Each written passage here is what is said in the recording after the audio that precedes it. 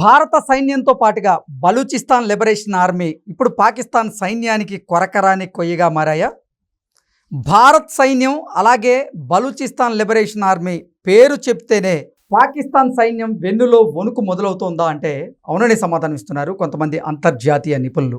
ఈ నేపథ్యంలోనే ఈ అంశం మీద మనం పూర్తి స్థాయిలో విశ్లేషణ చేసుకుందాం. ప్రస్తుతం మనతో పాటున్నారు ప్రముఖ రాజకీయ విశ్లేషకులు, ప్రముఖ సీనియర్ జర్నలిస్ట్ డివిఎస్ గారు. సార్తో మాట్లాడదాం. సార్ నమస్తే. సార్ నమస్తే. ఒకవైపు ఆర్థిక సంక్షోభంతో పాకిస్తాన్ కొట్టుమిట్టాడుతూ ఉంది, మరోవైపు ఆహార కొరతతో కూడా తీవ్ర ఇబ్బందులను ఎదుర్కొంటూ ఉంది. పెహల్గాం ఉగ్రదాడి తరువాత భారత్ ఎక్కడ ప్రతీకార దాడి తీర్చుకుంటుందో అంటూ నిన్న మొన్నటి వరకు భయం గుప్పెట్లో బ్రతికింది. ఇప్పుడు ఆపరేషన్ సింధూర్ పేరిట భారత సైన్యం పాకిస్తాన్లో ఉన్నటువంటి ఉగ్రవాద స్థావరాల మీద మెరుపు దాడులు చేసిన తర్వాత నిజంగా భయం రెట్టింపైంది. అంత భయపడుతున్నటువంటి పాకిస్తాన్ని ఇప్పుడు మళ్ళీ బలూచిస్తాన్ లిబరేషన్ ఆర్మీ మరింత భయపెడుతూ ఉంది. బలూచిస్తాన్ లిబరేషన్ ఆర్మీ వరుస దాడులు పాకిస్తాన్ సైన్యం మీద చేస్తూ ఉంది. ఆ దాడుల్లో ఎంతోమంది సైనికులు అయితే చనిపోతూ ఉన్నారు. అసలు ఏంటి సార్ పాకిస్తాన్ పరిస్థితి ఇప్పుడు? అడవిలో దావానలం అంటారు, విన్నావా? దావానలం అంటే ఇప్పుడు అడవిలో నీకు అగ్ని పుట్టిందనుకో, దాన్ని ఎలా ఆర్పాలి? కౌంటర్ ఫైర్ అంటే ఆ గాలి వాలున ఆ మంటలు ఎటు వస్తున్నాయో అట్నుంచి మళ్ళీ నువ్వు మంట పెట్టాలి. ఇప్పుడు ఆ మంట ఈ మంట రెండు ఏకమై సప్రెస్ అయిపోదు, ఇంకా అది ఫైర్ స్ప్రెడ్ అవ్వదు. ఇది టెక్నిక్ అడవిలో దావానలాన్ని ఆపడానికి. ఓకే, ఇప్పుడు పాకిస్తాన్ పరిస్థితి అదేనా? ఏది వాళ్ళ పాకిస్తాన్లో దావానలం, ఏది ఇటు భారత్ మంట, అటు బెలూచిస్తాన్ మంట. ఈ రెండు మంటల మధ్య పాకిస్తాన్ బూడిదేనా? అంటే ఇవాళ బెలూచిస్తాన్ మనం చూసాం, ఏంటి 12 మందిని చంపేశారు ఈరోజు ఆర్మీ, బెలూచిస్తాన్ లిబరేషన్ ఆర్మీ నిన్న ఒక 15 మందిని చంపేశారు.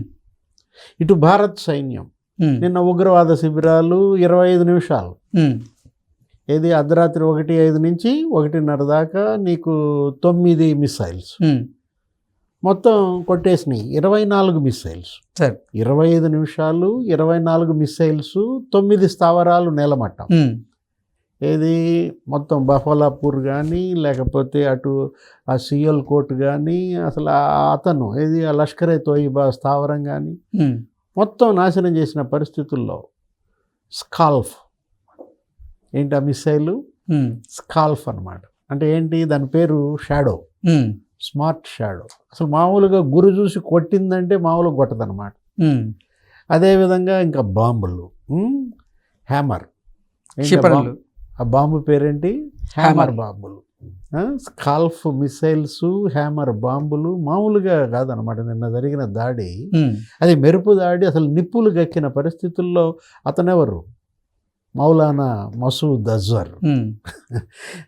ఇవాళ జైషే అహ్మద్, మౌలానా మసూద్ అజర్ ఇంట్లో 14 మంది చచ్చిపోయారు. అంటే తుడిచిపెట్టేశారు అతని బంకర్లతో సహా. ఇవాళ అతనే చెప్పాడు ఏంటి, తన భార్య, బిడ్డలు, లేకపోతే అక్క, బావ, మేనల్లుళ్ళు, అంటే ఇక రూట్ అవుట్, కూకటి వేళ్లతో ఇవాళ ఉగ్రవాదాన్ని పాకిస్తాన్ నుంచి పీకేయాల. దీనికి అటు అమెరికా సపోర్ట్ ఉంది, ఇవాళ రష్యా సపోర్ట్ ఉంది, మొత్తం అన్ని దేశాలు ఇవాళ ప్రపంచం పోరాడుతోంది దేనిపైన? ఈ ఉగ్రవాదం పైన.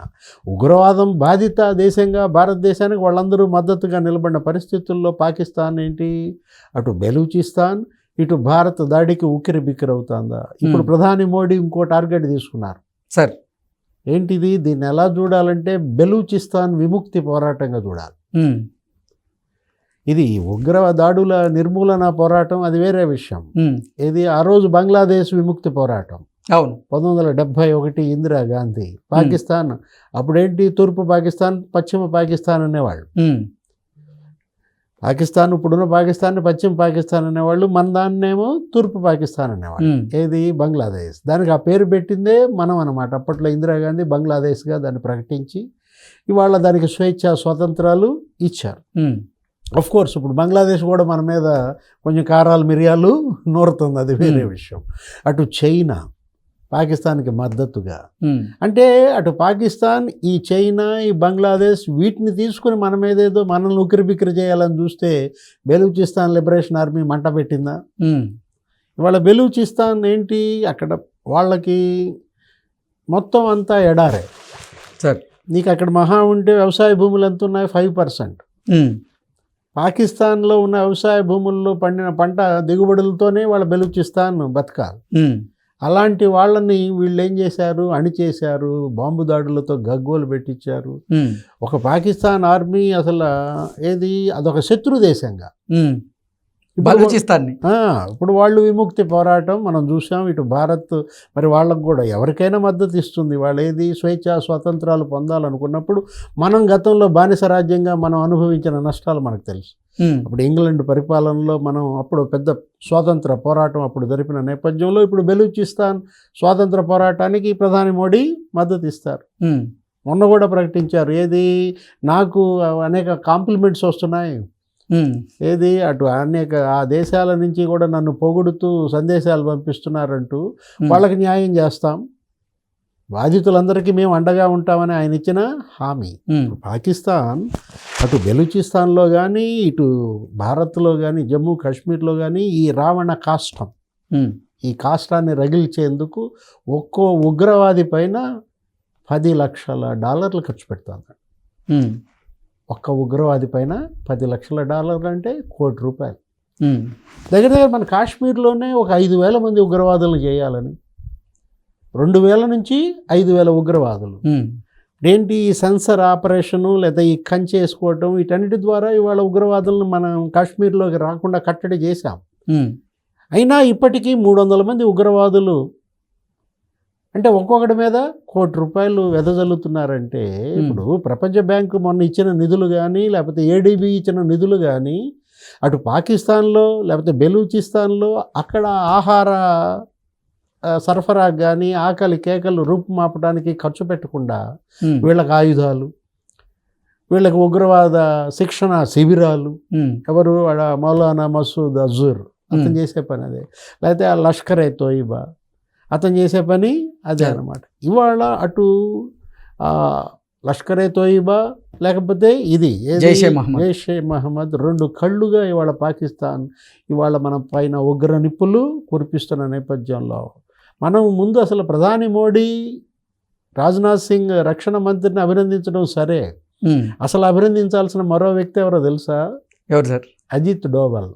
ఓకే, అజిత్ డోవల్ ఏది వాళ్ళ జాతీయ భద్రతా సలహాదారుగా మొత్తం ఈ ఆపరేషన్ సింధూర్కి ఆయనే కర్త కర్మ క్రియ అన్నమాట. అసలు మొత్తం ఏంటి, అసలు ఎక్కడెక్కడి నుంచి సమాచారం సేకరించడం ఇంటెలిజెన్స్ ద్వారా కానీ, ఇటు రా నుంచి కానీ, ఇటు త్రివిధ దళాధిపతుల్లో వాళ్ళతో సమావేశాలు, అసలు నీకు ఒక రోజులో 15 సమావేశాల.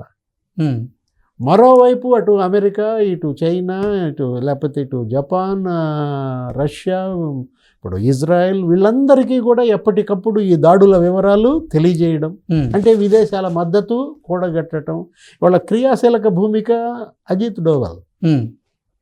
అభినందించాల్సిన ముఖ్యమైన వ్యక్తుల్లో ఆయన ఇవాళ అగ్రగణ్యుడిగా మారిన పరిస్థితి అన్నమాట. ఓకే, అంటే ఒక్క 25 నిమిషాలకే మొత్తం నేలమట్టం అయినాయి అంటే ఉగ్రవాద శిబిరాలు. పాకిస్తాన్ ప్రధాని ఏమంటాడు, భారత్ యుద్ధ చర్యలకు మా సమాధానం ఉంటుందంటున్నాడు. ఏంటి మీరు ఇచ్చే సమాధానం అంటే, మరో పహల్గామ్ దాడికి మీరు రెడీ అవుతున్నారా? ఇప్పుడు ఇప్పటికీ వాళ్ళల్లో మార్పు లేదా, బుద్ధి రావడం లేదా? రక్షణ మంత్రి ఏమంటాడు, ఒకవైపేమో సమాధానం చెప్తానంటాడు, ఇంకోవైపేమో శాంతి మంత్రం. అంటే ఉద్రిక్తతలు చల్లబరచడానికి మేము సిద్ధం, ఇప్పటికైనా భారత్ ముందుకు వస్తే ఈ చర్యలని మరి ఉపసంహరిస్తే అంటాడు. ఆ రోజు పహల్గామ్ దాడి జరిగిన రోజే 28 మందిని మట్టుపట్టిన నాడే నువ్వు ఖండించుంటే, ఎవరైతే ఉగ్ర దాడికి పాల్పడ్డారో వాళ్ళని మేము తీసుకొచ్చి భారత్కి అప్పచెబుతాం. ఇప్పుడు ఆ లష్కర్ ఏ తోయిబా చీఫ్ సయ్యద్ని కానీ, లేకపోతే ఇతను ఎవరు ఈ జైషే మహమ్మద్ చీఫ్ మసూద్ అజర్ని కానీ, వాళ్ళని మీకు అప్పచెబుతామంటే ఈ పరిస్థితి వచ్చేదా?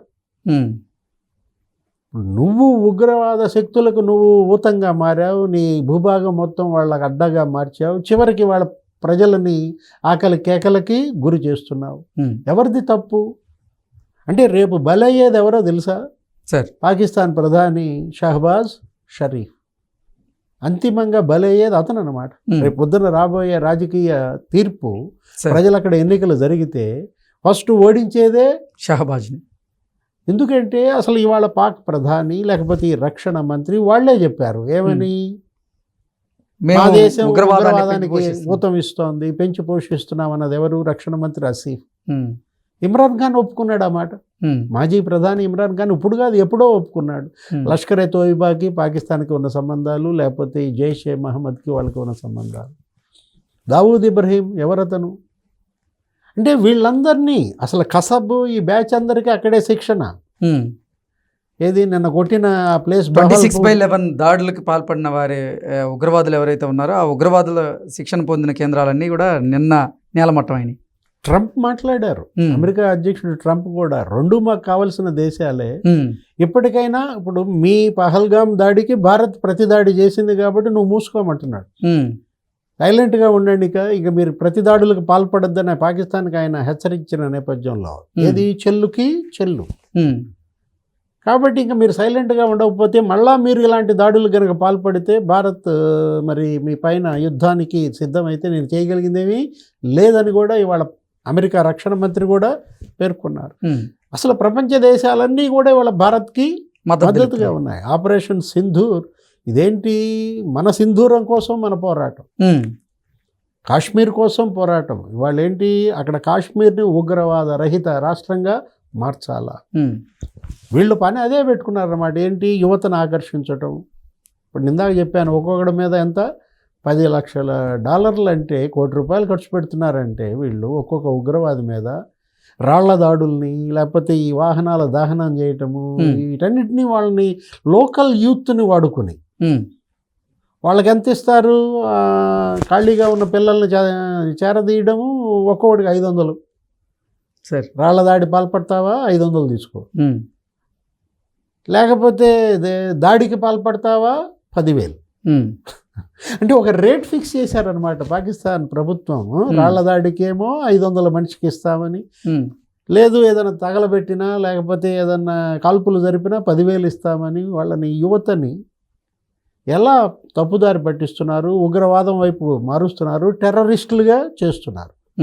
అదే ప్రధాని మోడీ ఏం చేశారు? అక్కడ 60,000 కోట్లు ఖర్చు పెట్టి మొత్తం అక్కడ యువతకు ఉపాధి కల్పించడం, అటు టూరిజంలో గైడ్లుగా మార్చడం, వాళ్ళందరికీ కూడా శిక్షణ ఇవ్వడం, అటు పర్యాటక రంగ అభివృద్ధి, ఆర్థిక అభివృద్ధి, ఉపాధి కల్పన, పరిశ్రమల స్థాపన, ఈ లక్ష్యంగా వెళ్తుంటే వీళ్ళకి నచ్చక వాళ్ళందరినీ ఉగ్రవాదులు చేయడం కోసం. అంటే మీకు ఇవాళ ఉగ్రవాదం కావాలా, ఉపాధి కావాలా తెలుసుకోవాల్సింది కాశ్మీర్ యువత. ఓకే, ఇవాళ భారత ప్రభుత్వానికి అందరూ బాసటగా ఎందుకు నిలబడుతున్నారంటే ఇక్కడ రీజనింగ్ ఉంది, ఇక్కడ హేతుబద్ధత ఉంది. మనమేమి వాళ్ళపై దాడి చేయలేదు, మనపై జరిగిన దాడికి ప్రతిదాడి చేశాం, మన భూభాగాన్ని రక్షించుకుంటున్నాం, మన యొక్క ప్రజలకి భద్రత. Okay okay sir, thank you so much.